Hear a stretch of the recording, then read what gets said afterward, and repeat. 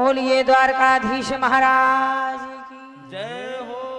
आज यहाँ भगवान ने कहे सुदामा जी का पांव धोया, सिंहासन में बिठाया, बराबर से भगवान बैठ जाए, भगवान को बिठा दो।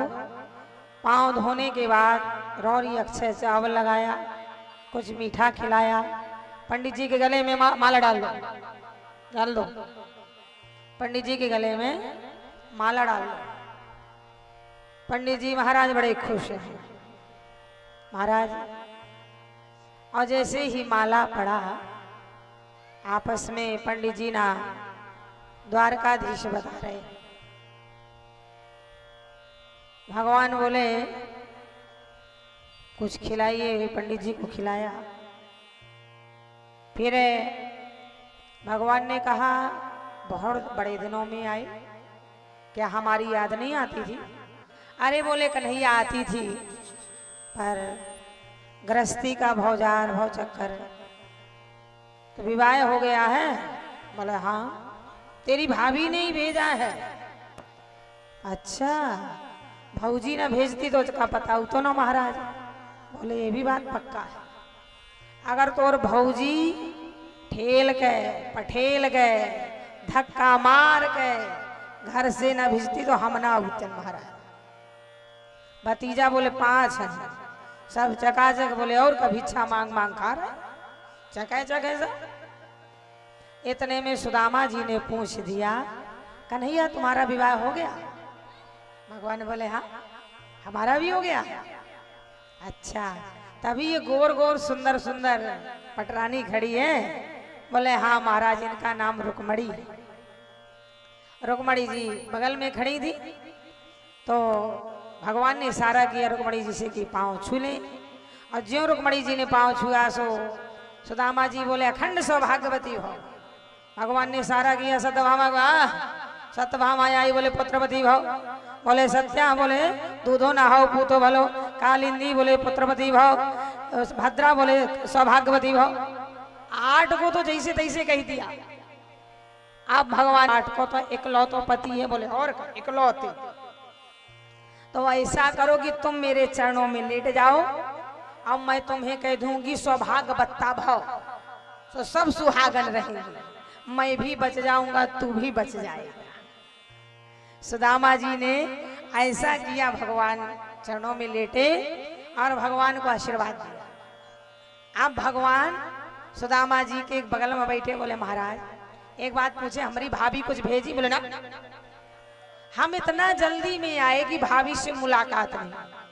भाभी ने भेजा और जल्दी में आए तो भाभी ने कुछ भेजा नहीं? बोले ना।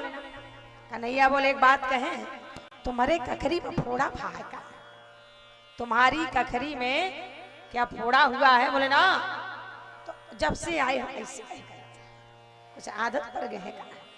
बोले ना, ऐसी आदत है हमारा। बोले महाराज जरूर कुछ जुआ हुआ है या कोई दिक्कत है तुम्हारे बगल में? हम जब से आए हैं तब से ऐसे ऐसे दबा रहे महाराज, कुछ तो है। बोले ना कन्हैया, मेरी आदत हो गई है। भगवान ने कहा आगे चना गुरुमात दियो, ले तुम चावे हमें नहीं दीन है। ये चोरी की आदत तुम्हारी बहुत बुरी आदत है। श्याम कहो मुस्काए सुदामा, सो चोरी के बाने में जो हो प्रवीण। पोटरी काख में चाप रहे तुम, खोलत नहीं सुधार से भीने। पाछल पान अजहु न तजो तुम, तैसे ही भाभी के तंदुल छीन। भगवान बोले ये गलत बात है, और भगवान ने उसी समय पोटली छीना, झपट लिया। पोटली छीना, फाट गई, फट और खुल गई। भगवान ने एक मुट्ठी चावल खाया। सुदामा जी देख रहे हैं। भगवान ने दूसरा मुट्ठी चावल खाया। सुदामा जी देख रहे हैं। तब रुक्मणी जी ने हाथ पकड़ लिया, खबरदार जो तीसरी मुट्ठी खाई। महाराज तुरंत ही हाथ गए हो प्रभु को कमला, गहे नाथ कहा तुम चितधारी। तंदुल खाए मुठ दीन है लोग, तुमने दुई लोक के बिहारी। सरकार हाथ जोड़ लिए, 2 मुट्ठी खा के 2 लोग का राज दे दिया। अब आपका भी तो परिवार है और अब हम भी तो सब पूरे गांव में बांटेंगे। जिठानी ने भेजा है, पोटली ले लिया रुक्मणी जी ने और बोली गांव में बुलौआ लगा के हम भी अपनी जिठानी का प्रसाद भेजेंगे। इस तरह से महाराज रुक्मणी जी और अन्य पटरानियों ने भगवान सुदामा जी का बड़ा सेवा किया। इतना सेवा किया कि 8 दिन रहे और यहाँ भगवान ने विश्वकर्मा जी को बुला के सुदामापुरी का निर्माण कराया। 8 दिन बाद जब सुदामा जी ने कहा भैया हम चलें, भगवान ने एक बार भी नहीं कहा कि नहीं जाओ, बोले जाओ जाओ। सुदामा जी जब जाने लगे, भगवान बोले कि हमारी धोती उतार दो, पहले फटी धोती पहनो। भगवान ने अपनी नई साड़ी उतार ली, नया पोशाक उतार लिया, फटी साड़ी पहना के सुदामा जी को भेजने जा रहे हैं। सुदामा जी को भेजिए। और जब सुदामा जी को भेजने गए, गांव के बाहर सुदामा जी को कुछ नहीं दिया। सुदामा जी सोच रहे हैं जितना बड़ा आदमी है उतना कंजूस है, महाराज कुछ भी नहीं दिया है। शायद पटरानियों के डर से ना दिया हो, गठियाए हो हाथ में। महाराज गांव के बाहर तक भी भगवान भेजने गए।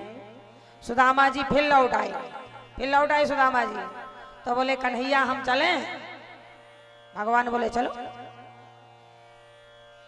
फिर लौट आए सुदामा जी, फिर लौटे दूसरी बार। अच्छा कन्हैया एक बात बता, तोरी भाभी से क्या कहना? कन्हैया यह बता तोरी भौजी से क्या कहना? कन्हैया बोले सीताराम कह देना, प्रणाम कह देना। फिर सुदामा जी चले, शायद कुछ दे 10 100 रुपया 50 रुपया। फिर सुदामा जी लौट आए। सुदामा जी बोले अच्छा एक बात बता कन्हैया, तेरे भतीजों से क्या कहूंगा? कन्हैया बोले हमारा आशीर्वाद दे देना। फिर सुदामा जी चले, फिर लौट आए, कुछ तो देगा। अच्छा ये बता कन्हैया तू कब आएगा? भगवान बोले जब कृपा होगी तब आऊंगा। दोनों हाथ भगवान ने ऊपर किए, दोनों हाथ ऊपर करके खुला कर दिए। सुदामा जी जान गए कि अब ये पंजी नहीं देगा, बड़ा कंजूस है। उतनी दूर से आया, इसने एक धेला भी नहीं मुझे दिया। सुदामा जी चल दिए। सुदामा जी कहाँ कह रहे, मैं तो आवत नहीं हतो।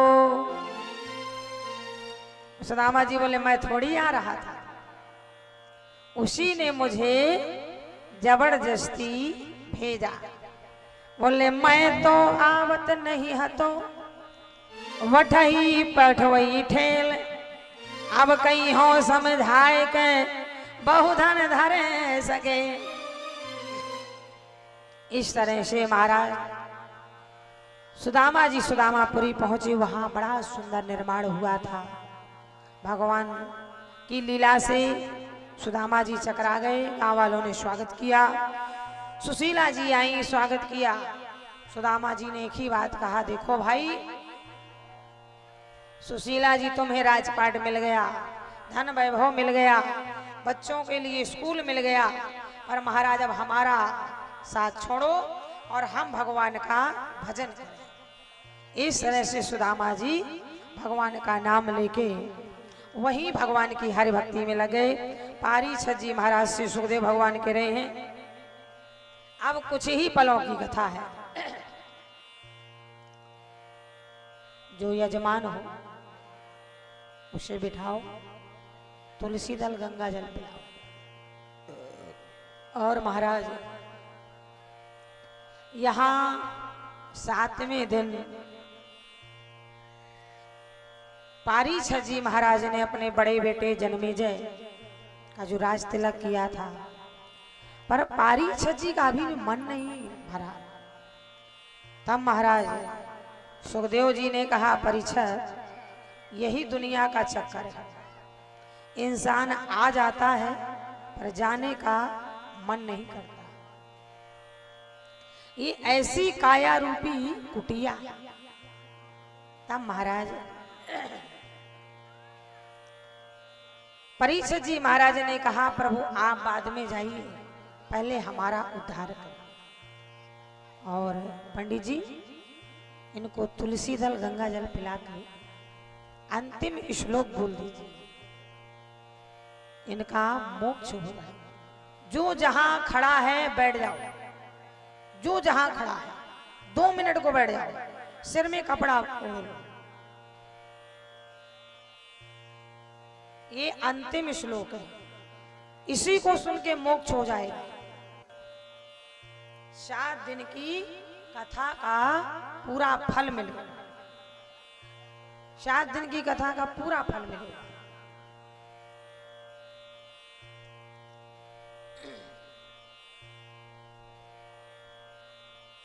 जो जहां बैठा है अपने अपने सिर में कपड़ा डाल लो, ना हो तो हाथ रख लेना।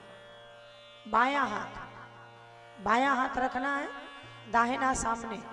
भगवान की मूर्ति समझ के दर्शन करना है, जो जहां बैठा हो। बाद में होगी सुखदेव पूजा, पहले परीक्षित जी का उद्धार। सभी लोग जल पिए हैं। पंडित जी माइक उठाइए, बोलिए अंतिम श्लोक बोलिए। पाड़े नहीं हाँ। श्रीमद् भागवत महापुराण की जय। सभी लोग एक साथ सुर में बोले। तुम भी बैठ जाओ, बैठ जाओ, सभी लोग बैठ जाओ। 2-2 मिनट को बैठ जाओ, जहां जो खड़ा बैठ जाओ। 2 मिनट को, मात्र 1 मिनट का काम। हाँ, सब लोग हाथ जोड़ लेंगे और हाथ जोड़ लें, माताएं हाथ जोड़ लें। देखिए, ये श्रीमद् भागवत महापुराण का 12 स्कंद का मैं लास्ट श्लोक है, और इस श्लोक से बोलने से संपूर्ण भागवत का पूरा फल प्राप्त होता है। 18,000 श्लोक का। आप सब लोग आंख बंद करके बड़े भाव से बोलेंगे। नाम संकीर्तनम यस्य, नाम संकीर्तनम यस्य, सर्वपाप प्रणाशनम, सर्वपाप प्रणाशनम, प्रणामो दुःख शमनम, प्रणामो दुःख शमनम, तम नमामि हरिं परम, तम नमामि हरिं परम। नाम संकीर्तनम यस्य, नाम संकीर्तनम यस्य, सर्वपाप प्रणाशनम, सर्वपाप प्रणाशनम, प्रणामो दुःख शमनम, प्रणामो दुःख शमनम, तम नमामि हरिं परम, तम नमामि हरिं परम। नाम संकीर्तनम यस्य, नाम संकीर्तनम यस्य, सर्वपाप प्रणाशनम, सर्वपाप प्रणाशनम, प्रणामो दुःख शमनम, प्रणामो दुःख शमनम, तम नमामि हरिं परम, तम नमामि हरिं परम। ओम सहना भवतु सहना पुनत्तु सैवीर्यं तेजस्विनावधीतमस्तु मा विद्विषामहे। ओम शांति शांति शांति।